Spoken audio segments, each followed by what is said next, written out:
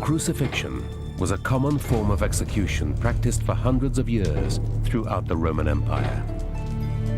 It was carried out with cruelty and contempt for the victims, who were usually slaves or troublesome foreigners. Often a headboard was attached to the cross to explain the nature of the sentence of those who were about to die. This is the story of how one routine execution in a remote province of the Roman Empire became the central image of Christianity. It is also the story of how the first Christian emperor, Constantine, changed the face of the world by bringing the true cross back from Jerusalem. And astonishingly, it is the story of how a piece of that cross, the headboard naming Jesus of Nazareth, may have survived for 2,000 years.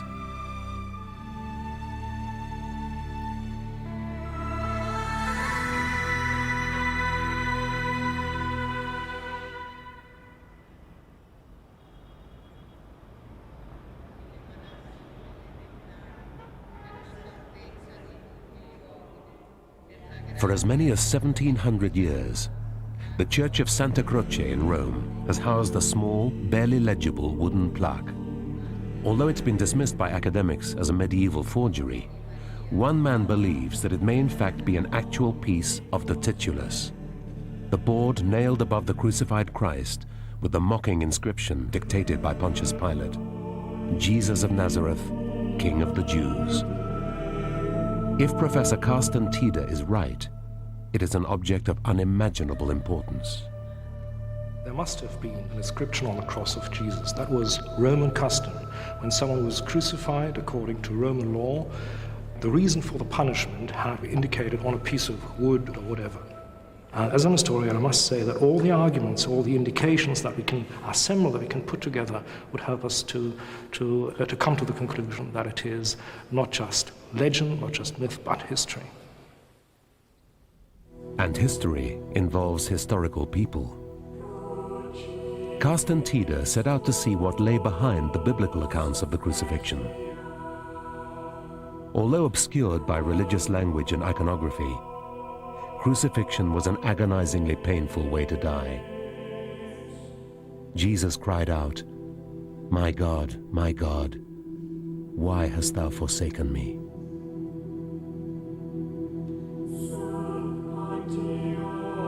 We believe in one Lord, Jesus Christ, the only Son of God, eternally begotten of the Father, God from God, light from light, true God from true God, begotten not made, of one being with the Father. Through him all The familiar things were words of the Nicene Creed have contained the essence of Christian belief since 325 AD. To this day, they're spoken in thousands of churches around the world, in scores of languages. For our sake he was crucified. Significantly for Tiede, behind these words lurks an historical figure, Pontius Pilate. Crucified under Pontius Pilate.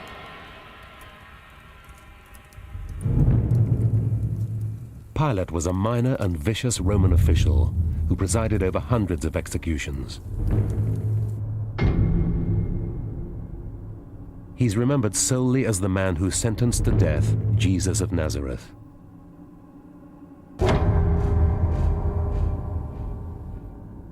For Tiede, he provides a direct line to the titulus.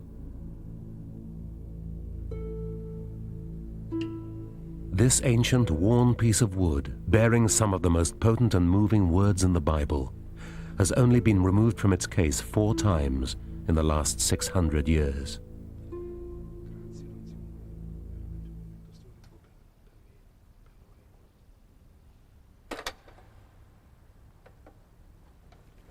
The Vatican has been reluctant to grant permission for scientific dating. Nonetheless, by examining the textual evidence, Tida believes that this piece of wood was inscribed on Pilate's orders on the day of the crucifixion.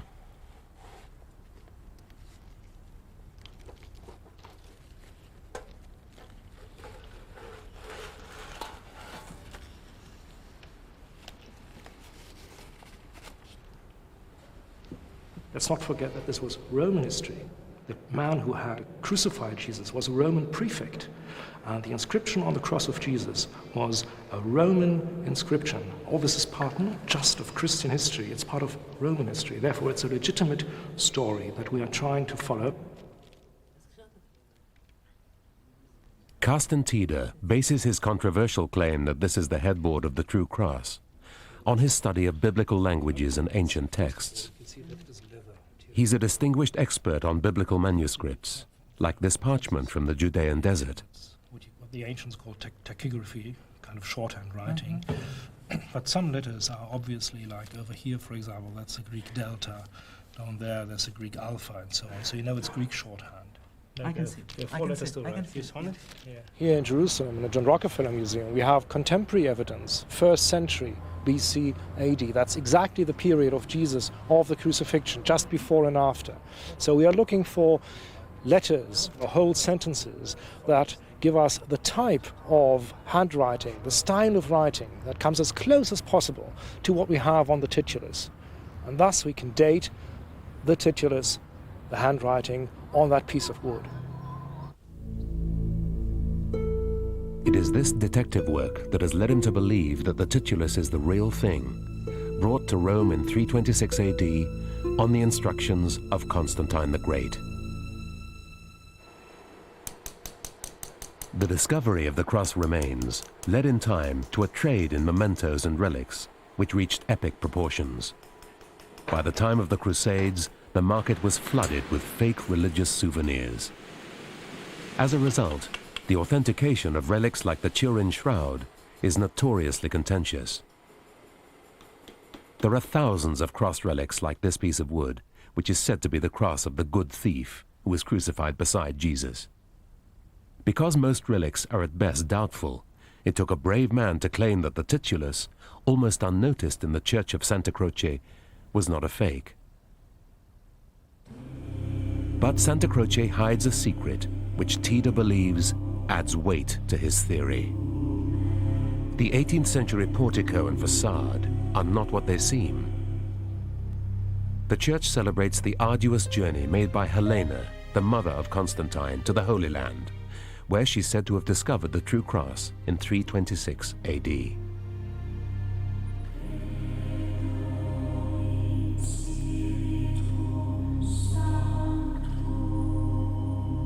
The magnificent exterior does not reveal that it is built onto a much older Roman building, and that behind this are Roman ruins. And these ruins and part of the church are the remains of Helena's own palace. It was to this very place that she would have brought part of the true cross and the titulus, and it is on this very spot that the titulus has apparently remained ever since.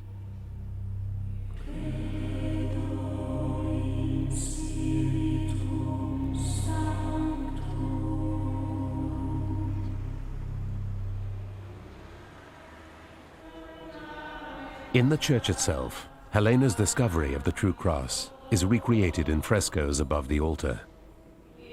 Helena is depicted as a young woman, and the whole event is shrouded in pious medieval myth. But Helena's journey would have started here, and she certainly lived out her remaining days here. Tida started with something which was thought to be a fake, and asked the question, could it be coincidence? Everywhere he found clues that it was much, much more than that. not far from Santa Croce, is a seldom visited monastery, Quattro Coronati. In its small chapel, a wonderful series of frescoes from the late Middle Ages tells the story of Helena and Constantine. Tida believes that within these legends, genuine historical facts about Helena's journey are contained.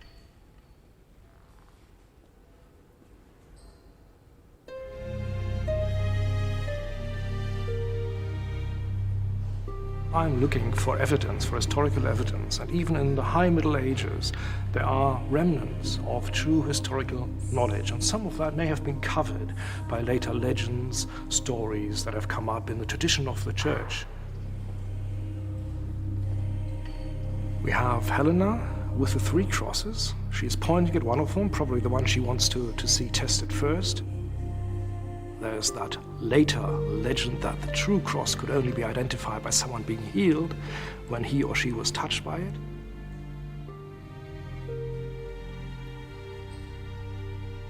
And then the next stage, that's the mystery. What happened there? It's certainly something we can't see, we don't know anymore. And that's part of our quest to find out, what was it? Was it the titulus?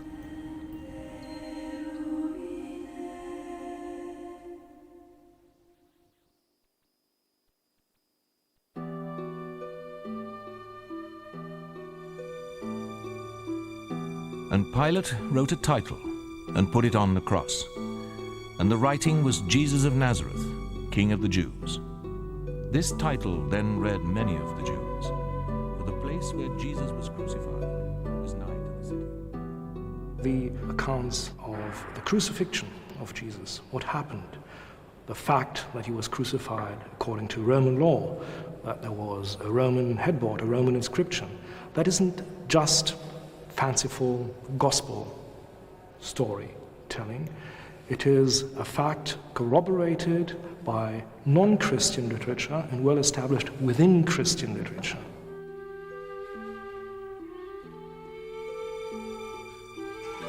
Carsten Tida believes that the surviving section of the titulus is actually only a part of the whole board, reading Jesus of Nazareth, King of the Jews, in 3 languages, Hebrew, Greek, and Latin, in that order.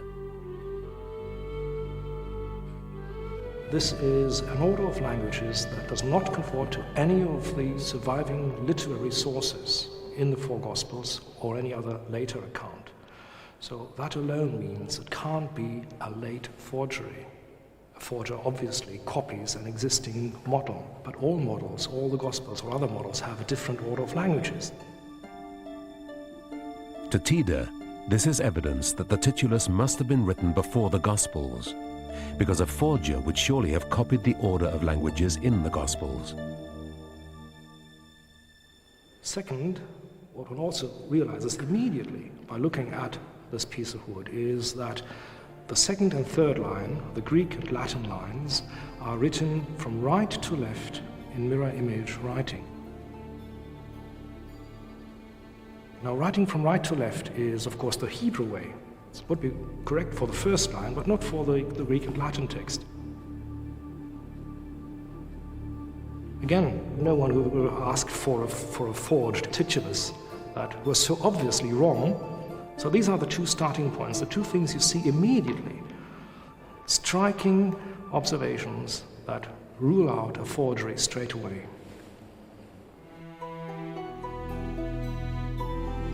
Reversed, the reconstructed mirror writing suddenly becomes clear. We can read Jesus of Nazareth. Tida was the first scholar to give this serious thought. He speculates that it was written on Pilate's orders by a Jewish scribe accustomed to writing from right to left. Although he can't prove it, Tida believes there is further evidence that the titulus was not written in a later era. This letter is an abbreviation used at the time, but which died out by the end of the 1st century. We know, of course, what the earliest possible moment in time was. That's the 7th of April, AD 30, when Jesus was crucified. And that for an historian, for an epigrapher or papyrologist or philologist, that's brilliant evidence. You know the earliest possible moment in time when it could have been done, but you also know when it ended, when this type of writing, this typical way of writing Hebrew or Greek of Latin stopped. So you've got a frame, you've got a beginning and an end, which is, in our case, the one we want to establish, the 30s of the 1st century. Convinced that the titulus was not a forgery, Tide's next task was to establish how it came to Rome. Helena's journey to Jerusalem was the result of her son Constantine's desire to unite the empire, a process that had started 20 years earlier in York.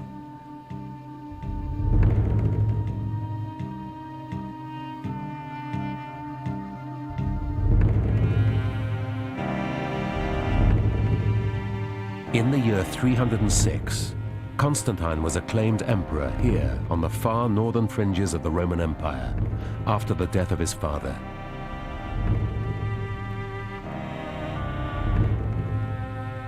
The empire was divided between 4 competing emperors, and Constantine became ruler of the West.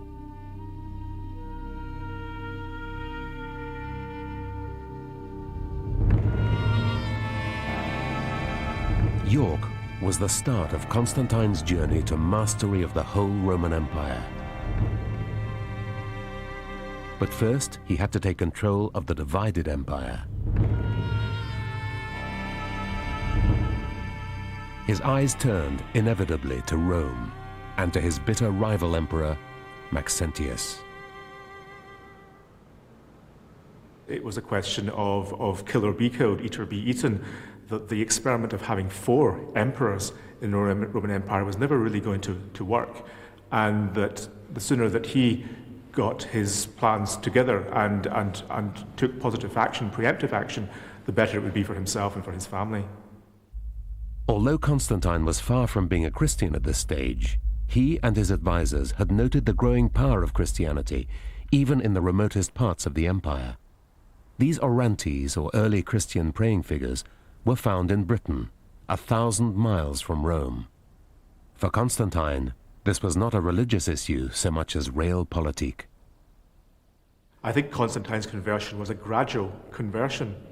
It was a conversion to a god whom was in some sense identifiable with the sun god Apollo, and yet was also identifiable with the Christian one supreme god.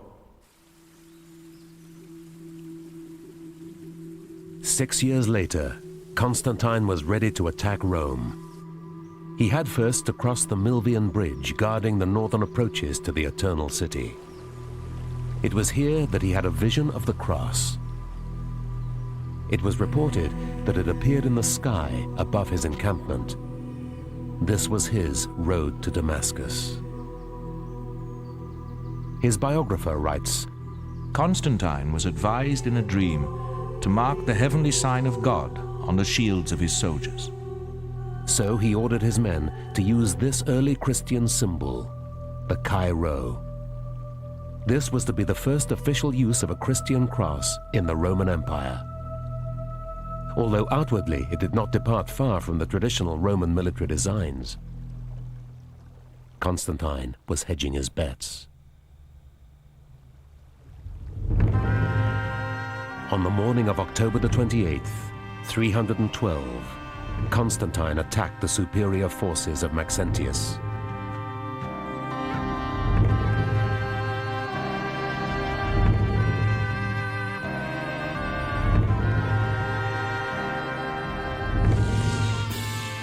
Armed with the sign of the cross, he triumphed. Maxentius fell mortally wounded into the Tiber. Constantine was master of Rome, the wellspring of power.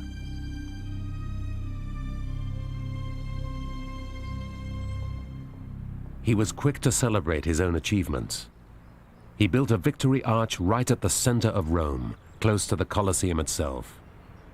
The frieze on the arch shows his advance on Rome, carried out with the mercilessness traditional on these occasions. It concludes with his address to the Senate an event of great symbolic importance. He depicts himself as a true Roman, at ease with Roman traditions. Soon after his victory, he'd extended toleration to all Christians. But the only hint of what he was contemplating is in this discreet tribute to divine inspiration. What he had in mind was something which would shake Rome to its foundations: the adoption of Christianity by the whole empire. This enormous statue once stood on the Capitoline Hill. It sends an unmistakable message to pagan Rome. Here is a man determined to impose his will on the empire. Although by now he was leaning towards Christianity, Constantine could still be utterly ruthless in the best Roman tradition. He murdered his own son and his first wife, believing they were conspiring against him. They were officially obliterated from the public record. After establishing himself, Constantine looked for a defining principle for his diverse empire, a glue to hold it together. Christianity was flourishing in Rome, and Constantine was politician enough to see how it could serve his purpose.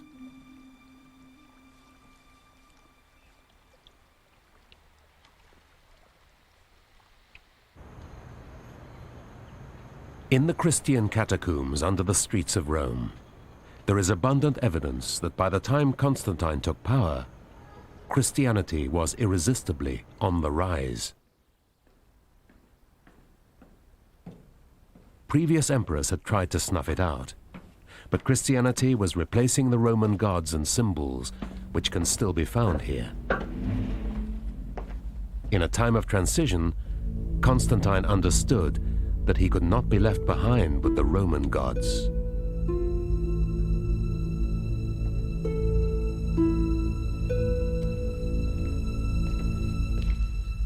The signs of Christianity's growing confidence are everywhere, although the cross itself was not the icon we know today.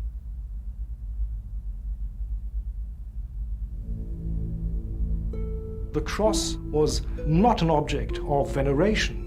It was something to be almost imitated in prayer. The position of the first Christians was a cross-like position to interpret, as it were, that as a Christian, you followed Christ even into martyrdom, even into death.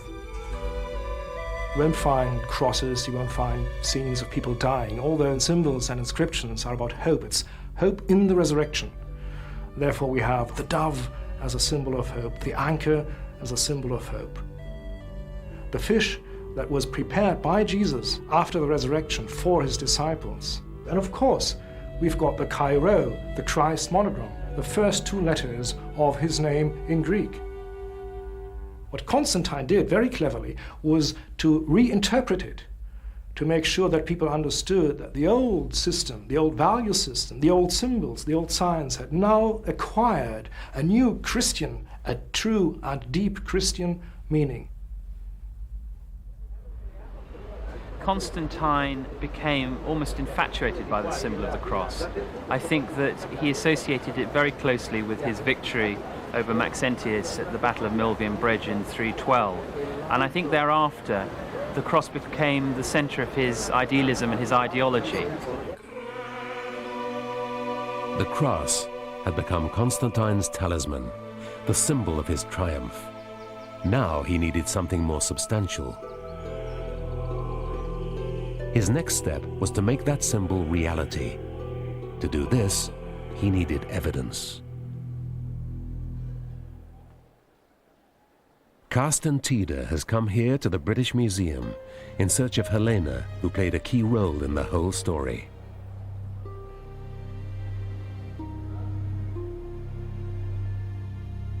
Constantine enlisted the help of his formidable mother to mount his takeover of Christianity. This is one of the earliest known depictions of her. Helena was someone who came from not a very privileged position. It's believed that she probably came from somewhere near the Black Sea, and that she was a bit of an outsider, a bit of an upstart, and not quite worthy to be the first wife of any emperor or prospective emperor. So she was a character who was very much a self-made person, and someone who was driven with ambition for herself and for her family. Helena, the daughter of an innkeeper, was Constantine's father's lover.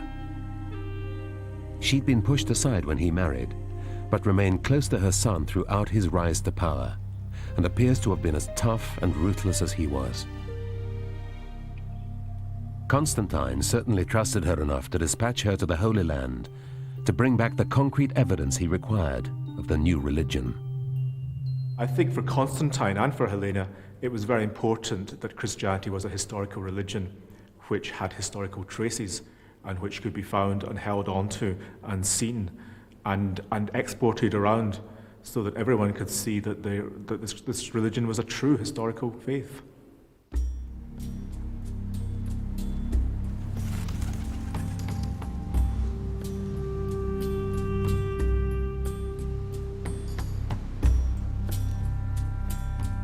Carsten Tida has followed Helena's journey all the way to the Holy Land in his efforts to link her to the discovery of the Titulus. I've become convinced that from an historical perspective, that it is a true story, that she did go to Jerusalem and that she did find the sites and some objects that were related to the historical Jesus. Helena was 80 years old when she started her epic 2-year journey to the holy places.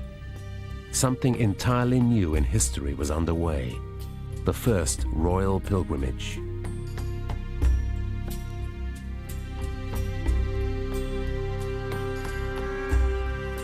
Helena's journey to the Holy Land was the logical conclusion of the Christianization strategy that she and her son had been implementing for more than a decade. They had very good reason to believe that when they got to Jerusalem, they would find something. Ultimately, Helena reached Jerusalem in the year 326 in her search for the holiest site in Christianity, the site of the crucifixion and resurrection.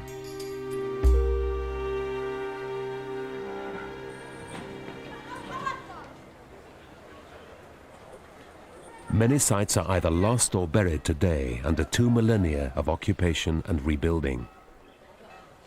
When Helena arrived 200 years after the crucifixion, they were still well known. But it is vital for Carsten Tida to know that Helena was looking in the right places if he's to prove that the Titulus is genuine.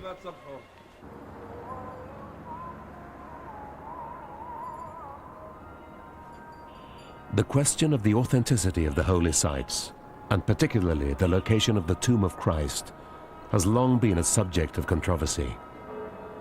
But now most historians agree that the site of the crucifixion is here, at the domed church of the Holy Sepulchre. Layers of history lie one on top of the other.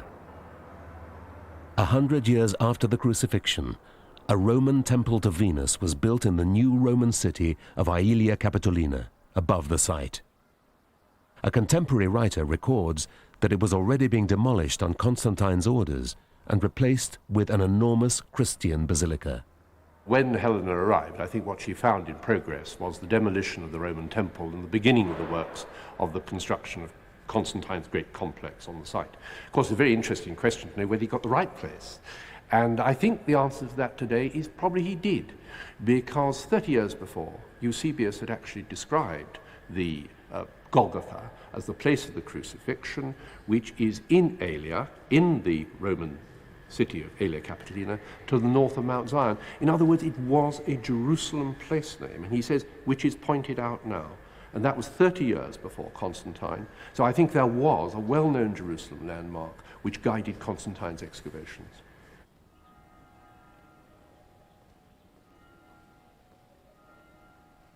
During the first centuries of the Christian era, there never was any rival site to Golgotha, the one site which is now covered by the Church of the Holy Sepulchre. Rival sites were invented, if you like, in the 19th and early 20th centuries. The problem that irritated many observers, many historians, was the fact that Golgotha, i.e. today the Church of the Holy Sepulchre, is within the city walls. And the Gospel story and the letter to the Hebrews and other documents tell us that Jesus was crucified outside the city perimeter.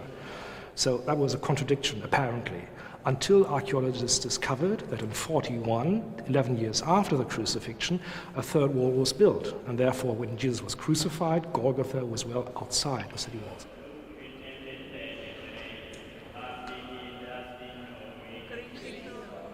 The evidence that this is the true site of the crucifixion and the place where Helena found her relics lies deep and is attested by marks left by generations of Christians.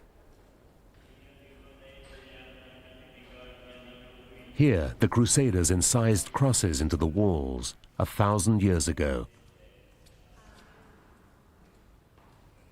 And even further down below the Holy Sepulchre is this almost unknown chapel.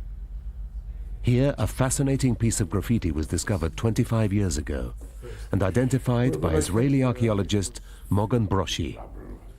It wasn't so elegant as it is today, but it was pretty clear. One thing is for sure, the pilgrims are from the Latin West.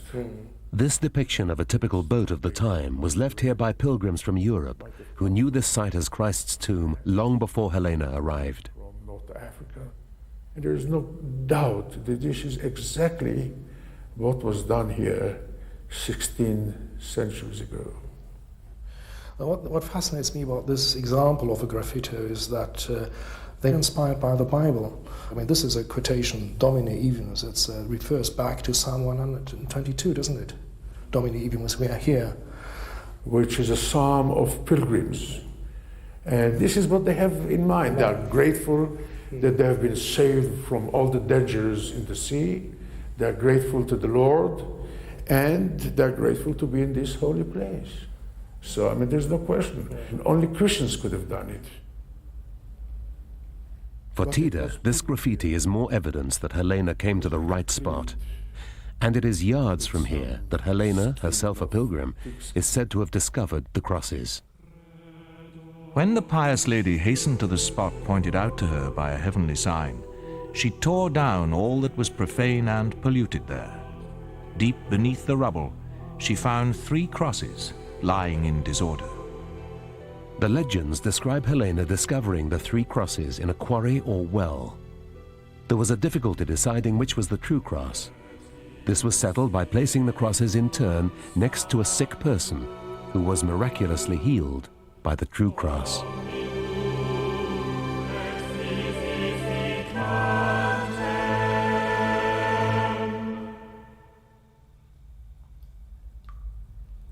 For Tida, there may be some truth in this legend, because here at the place where Helena is said to have excavated are a cistern and a quarry. This is an ancient place, it's an ancient quarry underneath the Church of the Holy Sepulchre. It was here a long time before Christianity appeared on the scene.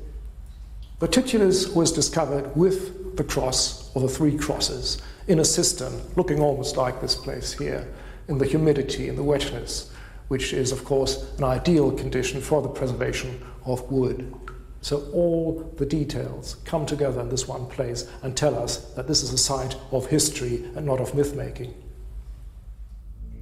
But there is a question to be answered. Could the titulus have survived at all without rotting away?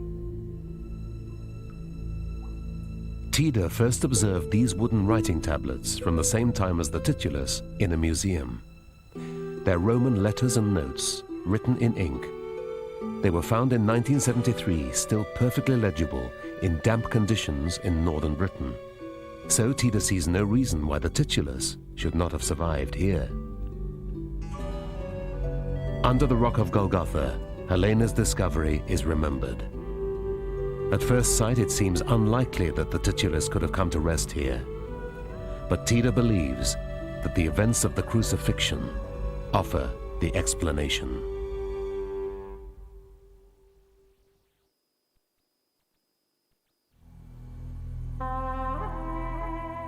And they took Jesus and led him away.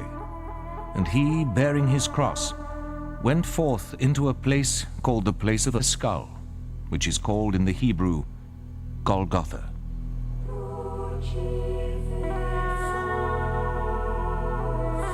The crucifixion of Jesus was, by the prevailing standards, quite brief, but nonetheless agonizing. Victims were first scourged, and the nails, research reveals, were driven through the wrists and the heels to support the body during its slow asphyxiation. There were many different ways to crucify. I mean, there were different crosses, there were different ways to crucify. I think the sadistic ingenuity of the crucifixion team probably depended upon how one was put on the cross. Josias is a Jerusalem-based physical anthropologist who's made a study of burial techniques and ancient tombs. It's difficult to tell whether Jesus was crucified with 3 nails, 4 nails. The reason that most Christian depictions show 3 nails, it fits in well with theology, which is the Father, the Son, the Holy Ghost, the Holy Trinity. Scholars have claimed that the crucified were denied a Jewish funeral. For Tida's theory to be plausible, he needed to show that the Romans would have allowed the body and the titulus to be removed from the cross. There is dramatic evidence that crucified Jews were indeed taken away for burial. The remains of a Jewish crucifixion were discovered in this ossuary, bearing the name Yehohanan. In 1968, there was an archaeological find here in Jerusalem, outside of Jerusalem, where they found a Jewish tomb, Jewish ossuaries from around the time of Jesus. And what we found here, this is what's called the calcaneum. This is the right heel bone. And we can see clearly here, we can see the nail, which is running laterally into the heel. If you look closely here, we can see there's a plaque of wood. There's still evidence here after 2,000 years here in Jerusalem that we found evidence for the wood. The wood acted as a washer. It then went into the heel. What probably happened now was it went into the tree, it probably struck a hard knot or something, it fish hooked, and then they took the individual down from the cross. It was impossible to remove the nail. So they buried him with this nail in his foot. This man went unto Pilate and begged the body of Jesus. And he took it down and wrapped it in linen and laid it in a sepulchre that was hewn in stone, wherein never man before was laid.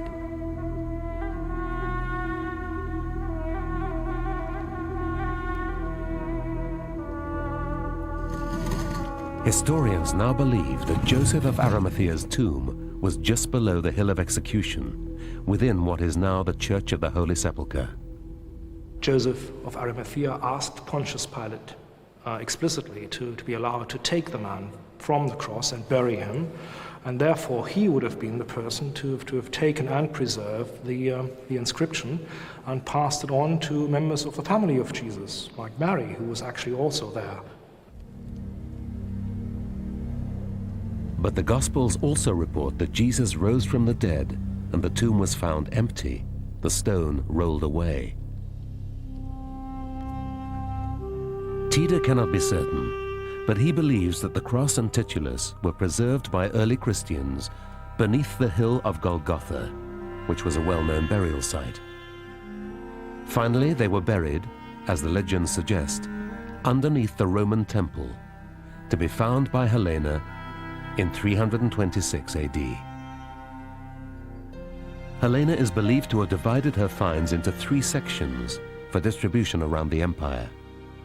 She's said to have left one part, including a section of the titulus, in Jerusalem, where it soon became a major attraction. Just about 20 years later, it is absolutely clear that there is something which was regarded as a relic of the true cross there, and in the 380s, the pilgrim Egeria saw it, and indeed she saw something she calls a titulus beside it as well. Another part went to Constantinople, which Constantine had made capital of his empire. In 330 AD, he rode his horse in the hippodrome, using a nail from the true cross as part of the bridle to demonstrate the reality of Christianity. This part of the true cross was lost in battle, probably in the 8th century. Helena herself returned to her palace in Rome with a part of the cross and part of the titulus. There she died, mission complete, 2 years later. But her legacy was immense. The cross had become Roman property. Temples became churches, and the pagan gods were replaced. After Helena, nothing would ever be the same again. Helena's finding of the cross was of great excitement, not only to Constantine, but to many people in the Roman Empire, who saw the cross as now the sign of spiritual victory, the sign also which Constantine himself had been inspired by and had conquered under when he won his victories and brought toleration and the end of persecution to Christians throughout the empire.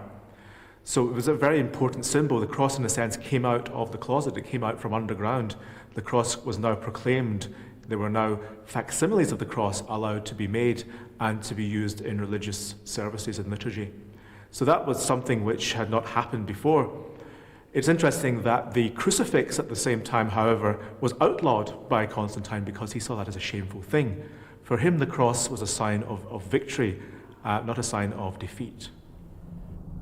Christianity had been impelled to prominence by Constantine and his mother. The cross was to become the most powerful and recognizable symbol the world had ever seen, the expression of Christianity's triumph, its logo.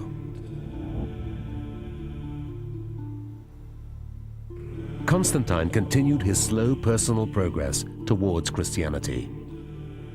He banned crucifixion in 337 AD and was himself baptized finally just before his death. A coin shows him ascending into heaven in a chariot, which is suspiciously pagan in appearance. He was ambivalent to the last.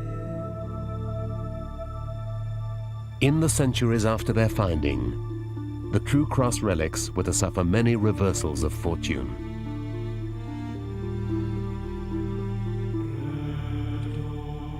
For 7 centuries, that part of the true cross and the titulus left by Helena in the Holy Land were on display during a long history of capture and recapture of the holy places. When the first Crusaders took Jerusalem in the 11th century, they paraded the cross in battle. With the true cross on their side, defeat was inconceivable. All along the Jordan Valley, they established a network of castles in their efforts to keep the Holy Land safe for Christianity against the Muslim forces. This castle is called Belvoir Castle. It's one of the most important of all Crusader castles in the Holy Land. And they took the fragments of the true cross and the titulus of the cross that Helena had left behind in Jerusalem with them into battle from such a castle and paraded them in battle against the opposing forces. They did this for some 200 years. Finally, they lost it all in the decisive last battle in the horns of Hattin here, right behind us, and it was lost for good. Here, beneath the horns of Hattin, a terrible battle was fought in 1187, as Saladin, the Muslim general, defeated the Crusader army under Bishop Acre, who rode into battle bearing the relic. The cavalry charged in wave after wave among the floating mists of the mirage, and the torments of thirst with the fire in the wind and anxiety in their hearts. These dogs hung out their parched tongues and howled under the blows. They hoped to reach the water, but before them was hell with its flames, and intolerable heat overcame them.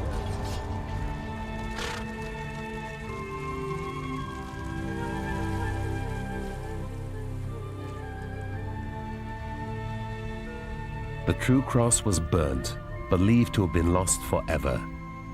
Christendom's most precious possession was reduced to ashes.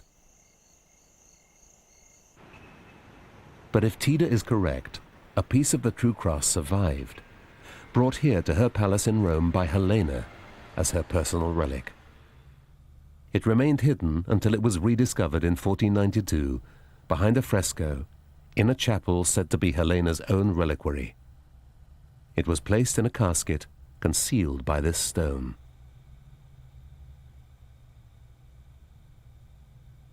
The rediscovery of the titulus caused immense interest. Michelangelo himself made his only wooden crucifix, which records the mysterious mirror writing. And El Greco, too, painted the languages of the headboard.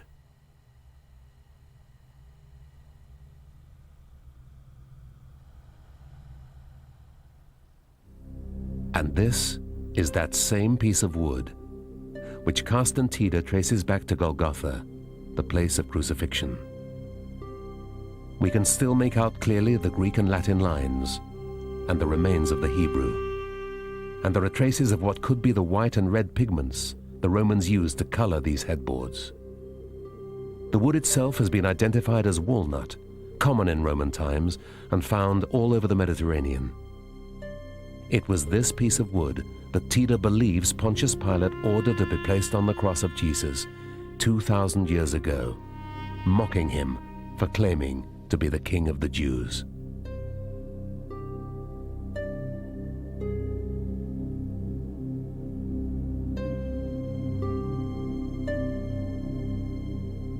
And it is to Pilate that Carsten Tiede returns by a strange twist for his final evidence. On this stone, which is the only inscription ever found that refers to Pilate, Tiede observed that the style of the letters is identical to that on the titulus. It is a style which died out in the 1st century, so Tiede believes it cannot have been written later than the century of Christ's crucifixion.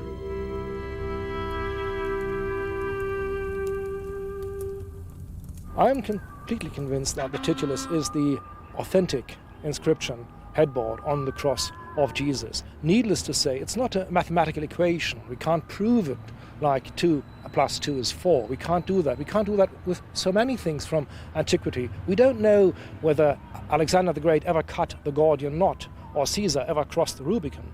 But up to that degree of certainty or uncertainty, I am convinced that the titulus is indeed what was above the head of Jesus on the cross. We may never know the truth of the origins of this piece of wood, inscribed with some of the most powerful words in the Gospels. But Professor Carsten Tiede has obliged us to look at it anew and ask important questions about it. But it's indisputably true that Constantine and his mother changed forever the course of history. For it was they who spread the symbol of the cross around the known world. And it was they who made a routine execution in an obscure part of the Roman Empire the central image of Christian redemption.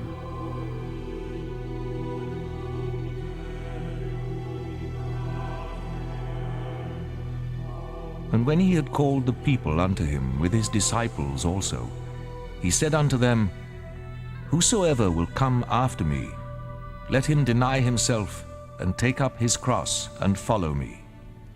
For whosoever shall save his life shall lose it, and whosoever shall lose his life for my sake and the gospel's, the same shall save it.